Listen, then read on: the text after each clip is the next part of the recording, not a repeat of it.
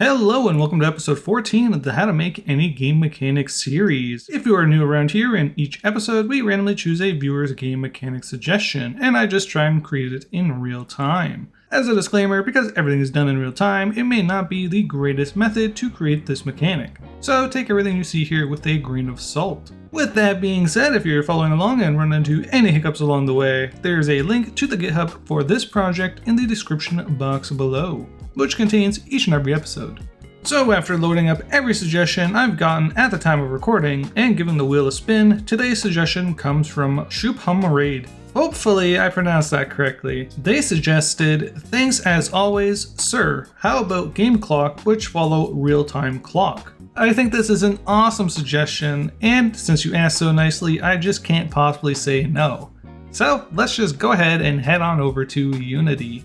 Inside of Unity, I created a new folder called episode 14 and a new scene called episode 14. And we are now inside that blank scene. So making a real-time clock is actually pretty easy inside of Unity. I was pretty shocked myself when I first found out exactly how to do it. I think the very first thing we're going to want is some way to display the clock's time. So let's go ahead and let's make a new UI Text Mesh Pro. You can use just normal UI text, but Text Mesh Pro has a lot more options and is just a little bit nicer. So with our canvas now made, let's go ahead and let's focus on our canvas. And you can see the canvas is absolutely massive. We're going to go ahead and we're going to change it from screen space overlay to screen space camera. This will just make things a little bit easier when we are working with our UI. We can then go ahead and drag our main camera into the render camera. And for the very first time, I'm going to make sure that we actually set our scaling properties correctly. I've been kind of slacking throughout the series and just ignoring it completely, so let's just go ahead and I'll show you exactly what I would do. I would go ahead and come over to the canvas scaler in the inspector and change the UI scale mode to scale with screen size. I would then go ahead and change the reference resolution to whatever my game view is, and I already know it is 1920 by 1080. I also like to just go ahead and match it to 0.5, so it will match the width and height proportionally. We can then go ahead and just hit F on our canvas, and that'll just focus it back in, and then we are left with our text. I'm going to reset the rect transform, and just maybe make this text a little bit bigger, and we can scale it out so we can have our text a little bit longer. So probably something like this. It's fine if it says new text, but just to get a nice accurate representation of what we're going to be working with, I'm going to go ahead and remove the new text, and I'm going to change it to something like 12 o'clock, I don't know, let's go AM. I'm then just going to go ahead and scroll down a little bit, and I think it'd look a little bit nicer if it's just a line in the middle of the text box. And then go ahead and click on our game view and just get a good idea of what that looks like. And we're going to go ahead and change this nasty blue background. So click on the main camera, background type, and choose solid color. I'm just going to choose a gray color. You can see I like to just choose gray as it's just a nice neutral color and it's easy on the eyes. And everything looks pretty good to me. We can go ahead and we can actually get this clock working. So what we're going to do is inside our project folder, let's create a new script, and I'm just going to call it something like real-time clock. Just for convenience sake, we can go ahead and click on our camera, scroll down, and I'm just going to put the real-time clock script on the canvas. You can go ahead and create your own separate object if you want, but this is just a little bit more convenient for me. As a general rule, I also just like to have all my UI stuff right directly on the canvas. I don't know if it's good practice or not, but that's just generally what I like to do in my own game projects. We can then go ahead and click on our real-time clock script and open it up in VS Code. I'm inside VS Code, and one of the very first things we're going to want to do is probably get a variable reference to our clock text. So before we do that, let's come up to where our using statements are, and we're going to need to include one for our Text Mesh Pro. So it's just going to be using TM Pro, and you can see it just auto-fills in there.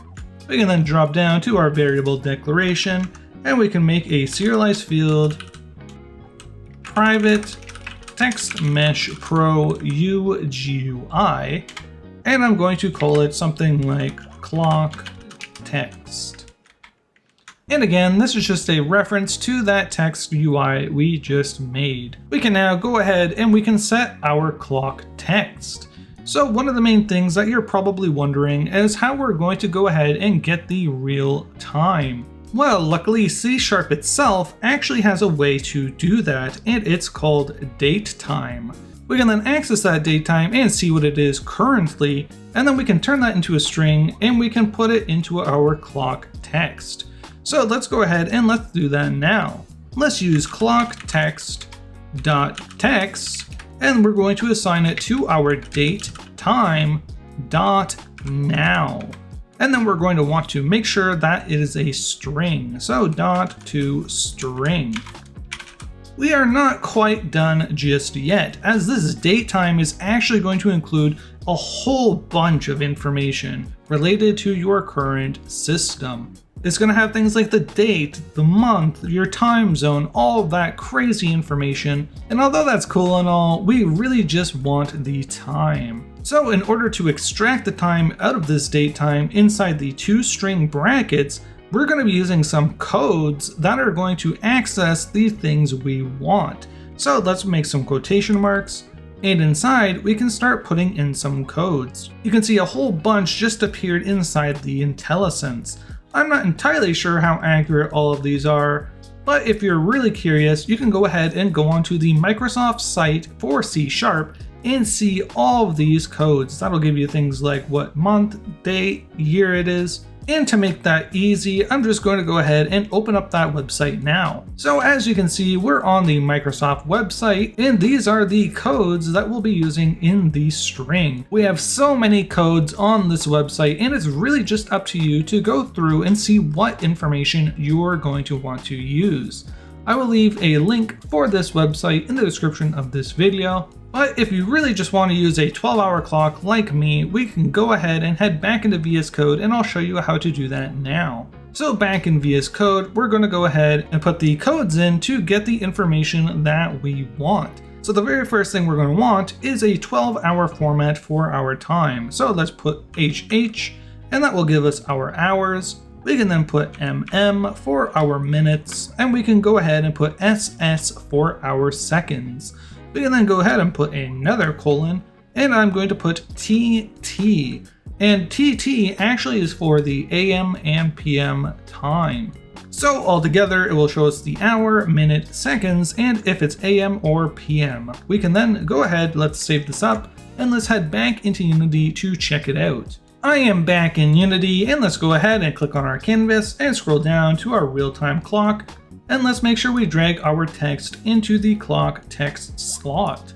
We can then go ahead and we can hit play. And as you can see, the current hour, minute, and second is currently being displayed, as well as AM or PM. This is actually accurate at the time of recording. It is in fact 7:17 PM. Before we call this episode a wrap, there's actually a little bit of optimization that I would like to show you inside of VS Code. So I'm going to uncheck play and open up our real-time clock script. Inside of our script, you can see that we are setting the text during update. So this is actually going to be updating however many frames per second your game is running at. So if you're running at, I don't know, let's say 200 frames per second, then the clock would be updating at the exact same rate, which is just completely overkill. So let's go ahead and implement a way so we can only update this once per second, which will definitely give us a boost to performance. So let's go ahead and make a new function. I'm just gonna make it public. I'm gonna make a public void, and we can just call it update clock. And inside our function, let's just cut and paste this line of code. We can then go ahead and just remove update. And inside of start, we're going to be using invoke repeating. So let's say invoke repeating. And if you've never used invoke repeating, it's just a way to call a function at a specific time and then make sure that it repeats. So for an example, we're going to make some quotation marks and we're just going to say update clock. And then we're going to put a comma, and this is the time in which it should start at. So we're going to want it to start right away as soon as we hit play. And now we can put in a time for it to repeat. So we're going to repeat it every second. And that's it. This is now optimized and now going to run at 1 time per second. We can then save this up, And let's head back into Unity to make sure everything is working as expected. So inside Unity, let's go ahead and let's hit play.